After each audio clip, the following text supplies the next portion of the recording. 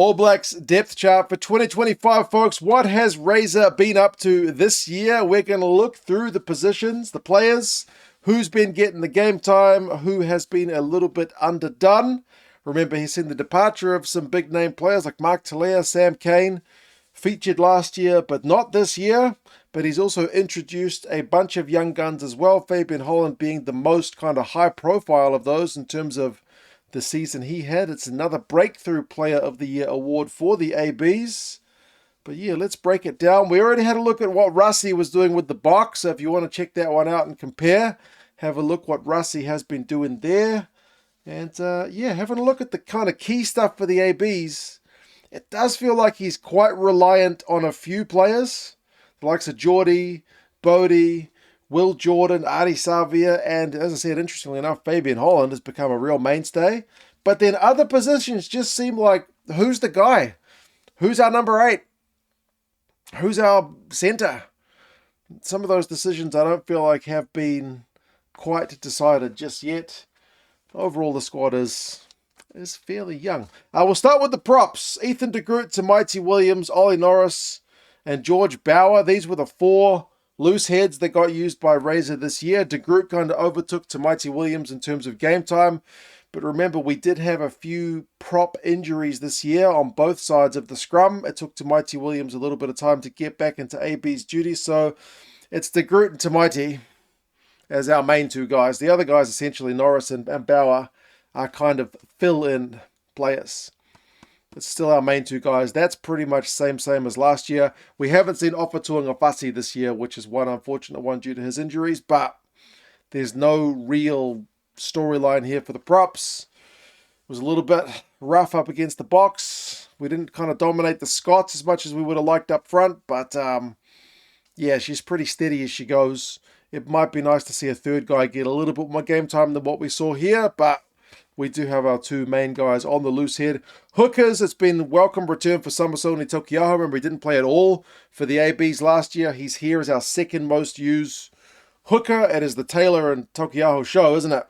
Taylor with 54% of the game time and Tokiaho with 40%. Remember, no Almua this year. He spent the season on the sidelines as well, whereas he was, close to 40% of the game time last year for the ABs. So it's still kind of like Loosehead, even more so. It's our 2 main guys.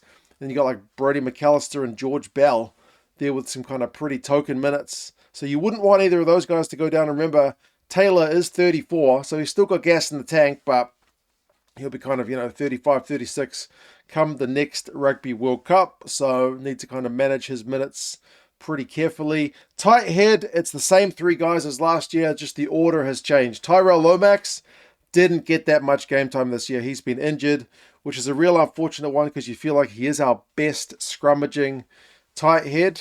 Fletcher Newell's been the main guy, and then Pasaleo Tosi has, I think he only got the 1 start, but he's kind of been the super sub when Razor wanted to bring on some big bodies like Tamaiti Williams and Tokiaho, those 3 guys as a unit together. So yeah, be nice to see Tyrell Lomax have a full fit season. What can I say in 2026? The locks, I mentioned Fabian Holland. He is our most used guy in any one position, which is quite an incredible one. I feel like he was, and I know I'm a Kiwi, so I'm going to be a bit biased in this, but Fabian Holland was absolutely the right choice for Breakthrough Player of the Year. How do you go from not having played international rugby to playing 74% of the minutes? Part of this is some of the guys being injured, but he was just playing well. He's a big lump of a man. He's great at line-out time, and he makes heaps of tackles. It's exactly what you want from a big unit in the second row. So he's been far and away our outstanding guy there. Although it'd be nice to spread the minutes around a little bit more, but I think that's going to be good for him. A cracking development season. Scotty Barrett, Tupavai, and Josh Lord, our kind of other 3 guys who have played on the loose head lock side. And then tight head lock, it's mainly been Scotty Barrett. He's not quite got half the game time, the captain. But remember, he's another one who's spent a bit of time injured. I think ordinarily his numbers would be a little bit higher. Likewise, some of the other guys like Paddy Tuipulotu's there. He'd have more game time if not injured. Josh Lord probably wouldn't have as much game time as he ended up getting. if not ironically for him being back fit, because that guy's usually the one on the sidelines injured, but he took his opportunities well at the end of the year. Tupavai finished the season. largely injured. Sam Darry got a little bit of a chance, and Samipeni Finau spent a very short time in the locks this year for the ABs. The All Blacks don't seem quite as definitive as some other teams in terms of which guy puts 4 or 5 on his back. Like the French like to have a massive unit on the Tighthead side, likewise the South Africans. Our guys chop and change a little bit more. But yeah, Scotty Barrett, Paddy Tuipulotu, Josh Lord, Tupavai. We've got some good locks, and then Fabian Holland, like I mentioned, on the Loosehead side. But yeah, a lot of those guys seem to be getting niggling injuries throughout the year. Blindside has been a real question mark for the ABs. You feel like since Jerome Kaino retired. Like, who's our guy? Well, this year it's Simon Parker, who is one of the guys that Razor gave a chance to. He's played almost half the game time. So judging by these numbers, he is the guy. He is our future guy at number 6, but you feel like even his position is not set in stone. You could see someone else surpassing him, or if Razor just wants to play a bit of a different style from the Simon Parker style, he would go with a different player. Like Tupavai is there as his second most used blindside. Started the season, remember, on the blindside before kind of returning to the more familiar lock role. But if he wants to play the big lock loose forward, he has got Tupavai there. And then Wallace Satiti drops to the third most used guy on the blindside. He was our first choice last year. That's where he got a breakthrough player of the year.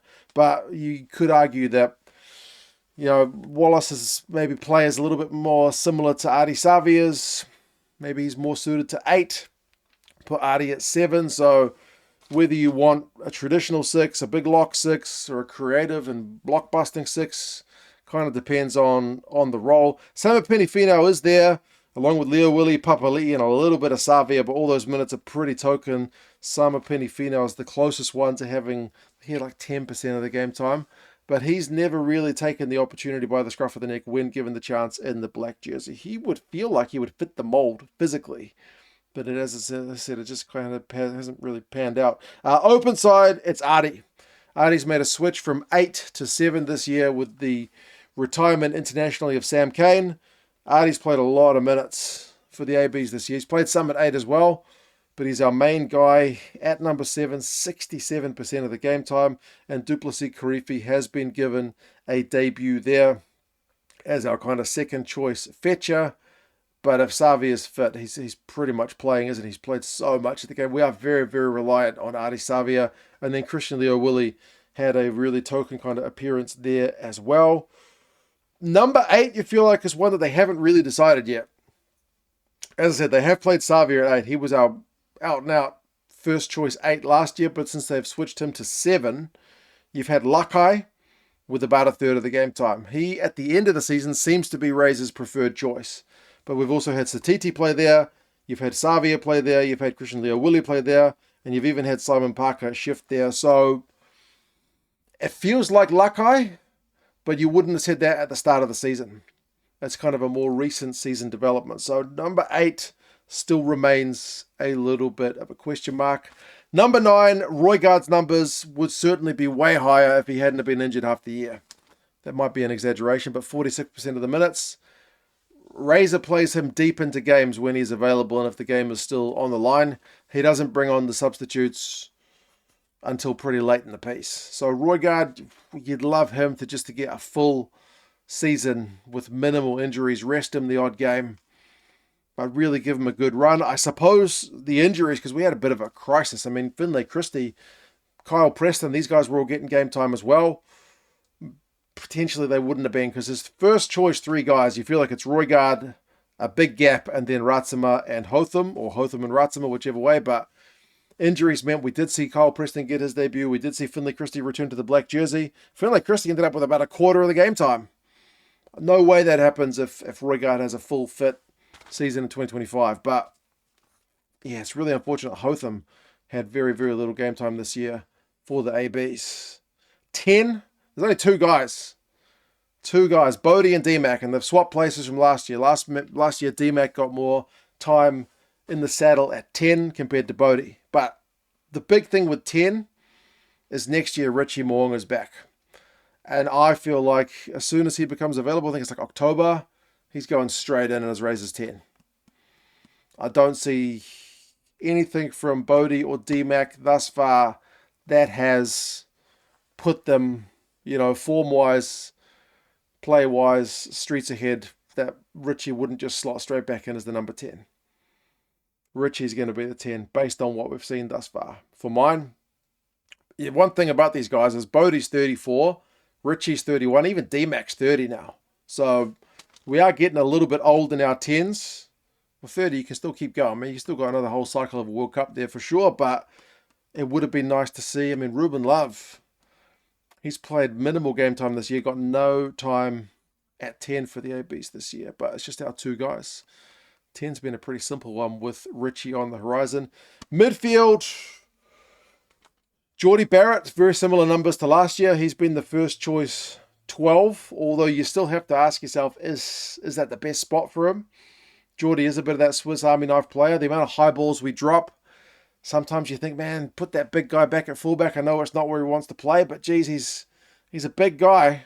He's got a big boot on him. He can do well at fullback. He has done it in the past. He hasn't done it this year at all. But yeah, dominating the midfield time. And then the return of Quintu Paia, like Tokiaho, has been a great one. Back from injury. Hell of an injury return from Tupaia, and he looked really good in his comeback. So he's our second choice guy at inside centre. Then you got ALB, Tavatava Nawai, who didn't really get a fair crack until he got injured, and then Lester Fainganuku ever so briefly in one game, played like 11 minutes at 12, but that was more of a rejig than anything else. And then outside centre is our one that, who are we going with? Billy Proctor was supposed to be the guy, and he's been given a shot. Look how much game time he's been given. I don't know that anyone's sold on Billy Proctor just yet. Then we've had a bit of Quintu Paia. He's our second choice for both second five and centre. And then Lester. Maybe Lester is the guy at 13. It might be nice to see Quinn and Lester and then Jordie at fullback. I don't know. But yeah, I don't think 13 is settled. Rico's dropped to our fourth choice, 13. He's played a lot more on the left wing this year. We'll see what Leinster can do with him in the European season. ALB, and then, Jordie Barrett, like 10 minutes. Again, that would have been a rejig backline. I forget which game. I logged them throughout the season. But, yeah, Billy Proctor's certainly the front runner, but I don't think anyone's sold just yet. Left wing, Rico's the main guy with minutes, but you feel like it's Caleb Clark. Caleb Clark's second. He also spent a lot of time injured this year.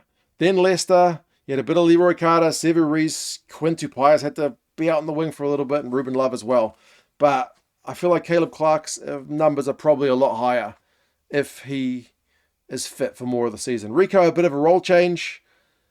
I don't think that went as well as people maybe thought it might, because the guy was such a phenomenal winger when he first came onto the scene, but he's been playing midfield for so many years. I think it was a bit much to expect Rico to go back to the old Rico days of just tearing it up on the left wing. I think it's Caleb for mine. And then right wing, it's Will Jordan, followed by the emergence of Leroy Carter. Leroy Carter's another one who got his debut. So Razor, to his credit, has been giving guys, Duplessis, Leroy Carter, he's been giving these guys chances. Kyle Preston, under duress in terms of injuries and whatnot. So guys, Fabian Holland, have been getting debuts. Leroy Carter looked pretty solid. Maybe tapered off a bit towards the end of the year, but Will Jordan is still our first choice right wing. Sevea Reece's numbers have dropped a fair bit, but again, injury time as well. Narawa, unfortunately, didn't get much game time due to his injury. And Mark Tully is gone. We're missing a guy there. And then fullback's also Will Jordan. So Will Jordan, kind of like Artie Savea, is one of our most used players, but he splits his time, I guess kind of like Artie, but he splits his more evenly between two positions. He's our first choice right winger and our first choice fullback, with D-Mac and then Ruben Love being the other guys. So like I said, Jordie Barrett hasn't played fullback in a long time, despite the fact that I would like to see it as this big, tall guy. But yeah, it's a different dynamic, isn't it? Will Jordan at fullback does drop a lot of high balls. D-Mac can be that kind of second playmaker. And Ruben Love, it's outrageous that he's only had 14% of the game time. It's like 140 odd minutes, with a couple of minutes was on the wing. Disgraceful. Guy needs more minutes. Come on, Razor. Ruben Love's a talent. Give him some game time. We haven't seen Caleb Tangitau. Might have been nice to see him get a crack as well on the wing. He could be a future prospect, but yeah, he's going to have to bide his time for now. So like I said, there's been some guys who spent the season out injured. There's been no Almua. We're still waiting for Mo'unga to come back. Mark Talea is gone. No Tuangafasi. But we are pretty reliant on the likes of Fabian Holland, Bodie Barrett, Geordie Barrett, Artie Savea, Will Jordan, and D-Mac. These guys have played a ton of game time. There could be a little bit more rotation there. As I said, bringing in some of the other guys. Main one for mine is Ruben Love. But I do got to give Razor credit because he has given Tavatava Nawai, Leroy Carter, Fabian Holland. Like, he's given a lot of other guys a chance. It's not like he's not been giving guys a chance. In terms of the squad age, we're fairly young, which is maybe linked into, Razor giving some of the youngsters a chance. Like, the average age of the squad is like 27, 28, which is pretty similar to the French squad.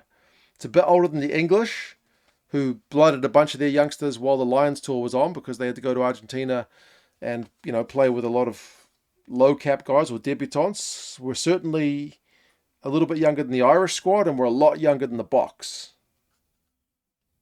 But the Box squad's still going pretty well despite playing a lot of the senior guys.